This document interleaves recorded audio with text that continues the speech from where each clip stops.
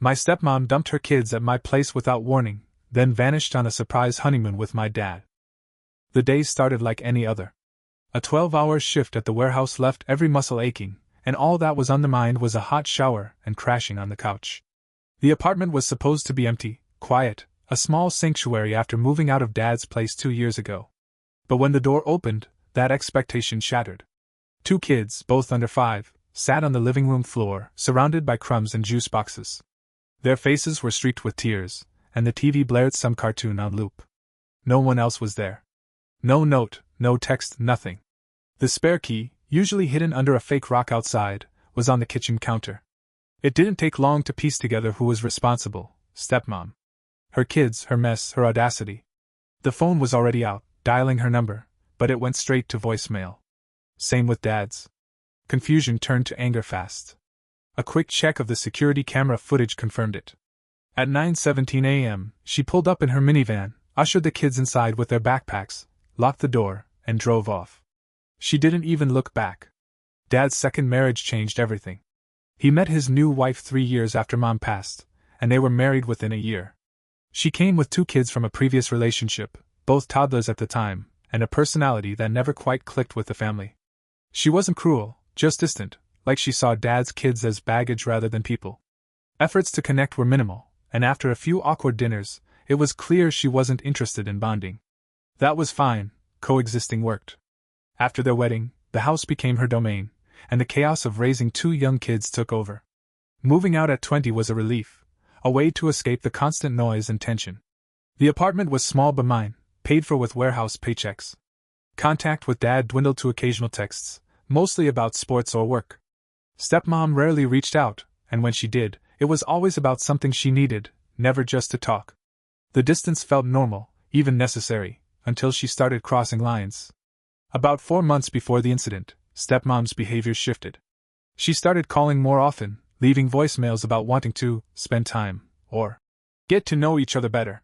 The messages were oddly persistent, always mentioning her kids and how they'd love to see their big brother. It felt off. She'd never cared about family bonding before. Each time, polite excuses were made. Work was busy, plans were already set, maybe next month. She never pushed hard, but the calls kept coming, sometimes twice a week. Once, she showed up at the apartment unannounced with the kids, claiming she was in the neighborhood. The visit was brief, just enough for her to comment on how cozy the place was before leaving. Looking back, it was clear she was testing the waters, trying to normalize dropping by, maybe even planting the idea that her kids belonged in my space. The spare key's location was never shared with her, but Dad knew where it was. That detail gnawed at the back of the mind. The morning of the incident was unremarkable. A 6 a.m. alarm, a quick breakfast, and out the door by 7 for another grueling shift at the warehouse. The phone buzzed mid-morning with 3 missed calls from an unknown number, but no voicemails or texts followed, so it was ignored. Work was hectic. Pallets to move, orders to fill, no time to think about anything else. By the time the shift ended at 7 p.m., exhaustion was the only thing on the mind. Driving home, the plan was simple: microwave leftovers, watch something mindless, and sleep. But walking into the apartment changed everything. The 2 kids were there, stepmom's kids, sprawled on the couch with empty snack wrappers scattered around. The older one, barely 4, was trying to comfort the younger one, who was sobbing quietly. Their backpacks were dumped by the coffee table, stuffed with random clothes and a few toys. The TV was on, volume maxed out, looping the same episode of some animated show. The spare key sat on the kitchen counter, glaring proof of how they got in. Security footage later showed stepmom arriving at 9:17 a.m., letting the kids in, setting their bags down, and leaving within 5 minutes. She didn't hesitate, didn't look around, just locked the door and drove away. Calls to her went straight to voicemail. Dad's phone did the same. Texts, voicemails, nothing got through. Panic set in, not just for the kids, but for what this meant. They were alone for nearly 10 hours, in a stranger's apartment, with no food beyond what they'd brought. The older kid said, "Mommy said you'd be home soon." When asked where she was, that was the only explanation they had. A quick sweep of the apartment showed no notes, no instructions, nothing to indicate when she'd be back. The realization hit hard: she'd planned this, and it wasn't a mistake. The next 24 hours were a blur of frustration and disbelief. The kids needed food, clean clothes, and reassurance, so the focus was on keeping them safe while trying to figure out what was happening. Calls to stepmom and dad continued to go unanswered. Their social media showed no activity, no posts, no stories, nothing to hint at their whereabouts. By midnight, desperation led to calling extended family. An uncle picked up, sounding confused, and asked if the news about dad and stepmom's trip was true. That was the first hint of the truth. He'd heard from a cousin that they were in the Bahamas, on a surprise honeymoon stepmom had planned for dad. No one in the family was told beforehand, not even dad's siblings.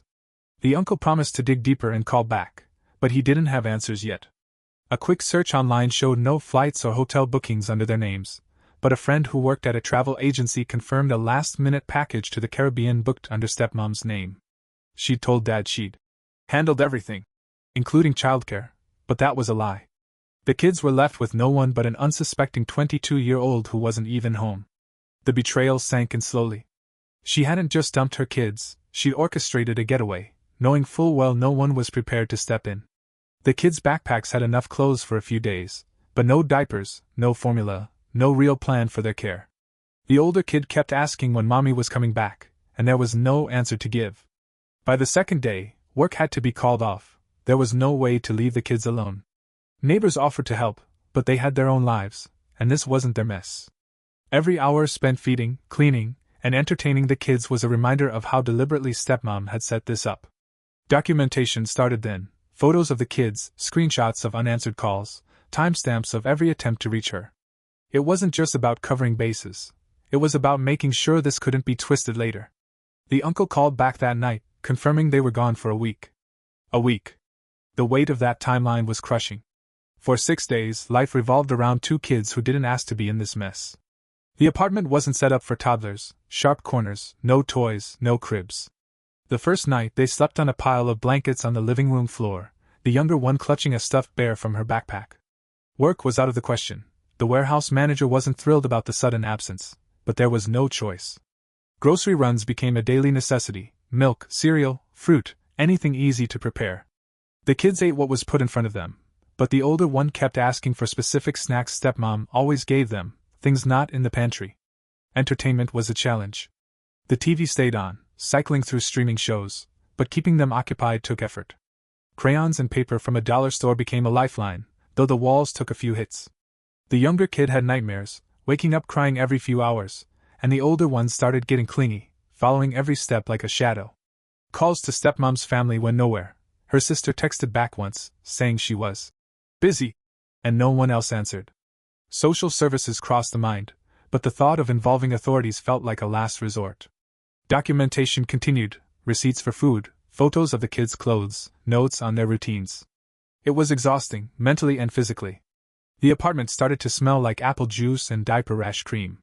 Sleep was scarce, maybe 3 hours a night, broken up by cries or worries about what came next. Neighbors stopped by once, dropping off some old kids' books, but their help ended there. The uncle called every other day, updating that dad and stepmom were still unreachable, their phones off, their socials silent. Each day dragged, and resentment grew. Stepmom hadn't just left her kids, she'd hijacked an entire life without a second thought.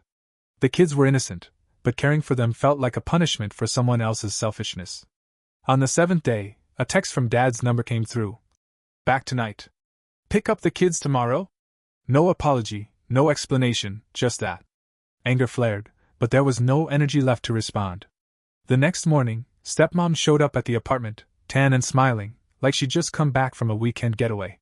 She walked in, hugged her kids, and started packing their backpacks, chatting about how refreshed she felt.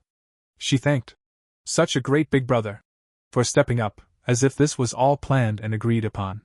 Dad stood by the door, looking at the floor, saying nothing. The urge to scream was overwhelming, but the kids were watching, so the response was calm.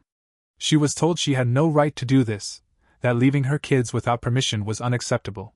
She shrugged, saying it was just a misunderstanding, and that she'd made sure they had everything they needed. Dad mumbled something about being tired and left for the car. The kids' things were already packed, so they were handed over, and the door was closed behind them. That night, their backpacks were dropped off on stepmom's porch. No confrontation, just done. The family group chat exploded hours later. Aunts and cousins had heard bits and pieces, and now the full story was out. Most were shocked, calling stepmom's actions reckless. But Dad's siblings tried to downplay it, saying she was stressed and needed a break. One cousin even suggested it wasn't a big deal since the kids were safe. The excuses stung, especially coming from people who weren't there. Dad didn't reach out, not that day or the next. Stepmom, though, sent a text 2 days later, a list of dates she needed help with the kids again, like nothing had happened. That was when her number was blocked. The weeks after the incident were a storm of family drama and personal reckoning. The group chat became a battleground. Aunts and uncles on Mom's side were livid, sending long messages about stepmom's irresponsibility and Dad's silence. They demanded he address what happened, but he didn't. His siblings, though, kept defending stepmom, saying she was overwhelmed, and that young parents sometimes make mistakes. One cousin texted privately, suggesting it was partly my fault for not being more involved with the kids before. The implication was clear. Being young and single meant I should have been available to pick up their slack. It was infuriating, but arguing felt pointless. Responses stopped after a day. Dad finally called 3 weeks later, his voice flat, like he was reading a script. He said stepmom felt bad, but thought I'd understand. Because I'm responsible. He never apologized, just asked to move on. The conversation ended with a promise to stay out of their lives. Stepmom's text kept coming until her number was blocked, each one acting like nothing was wrong, asking for favors or family time. Mutual friends started reaching out, saying Dad was telling people I overreacted, that it was just a miscommunication. Some believed him, others didn't, but the damage was done. Trust in him was gone. The apartment lease was up soon, and the decision to move farther away was made. Packing started, every item a reminder of how stepmom had violated this space. The spare key was thrown out. Contact with the family dwindled to a few trusted relatives who didn't take sides.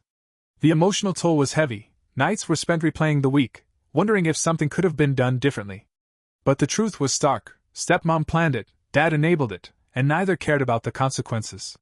Stepmom and Dad still act like nothing happened. She's back to posting on social media, sharing photos of the kids and calling herself a supermom. Dad goes along with it, quiet as ever. They've told family I'm dramatic and holding a grudge. But the screenshots, photos, and call logs tell a different story. The move happened last month. A new apartment, a new city, far enough to make unannounced visits impossible. Everything tied to their chaos was left behind: old furniture, random gifts from stepmom, even Dad's contact in the phone. The kids are back with them, and part of me hopes they're okay, but that's where the responsibility ends. I'm not their babysitter, not their backup plan, and definitely not their doormat. Stepmom wanted a free pass to dump her kids, and Dad let her.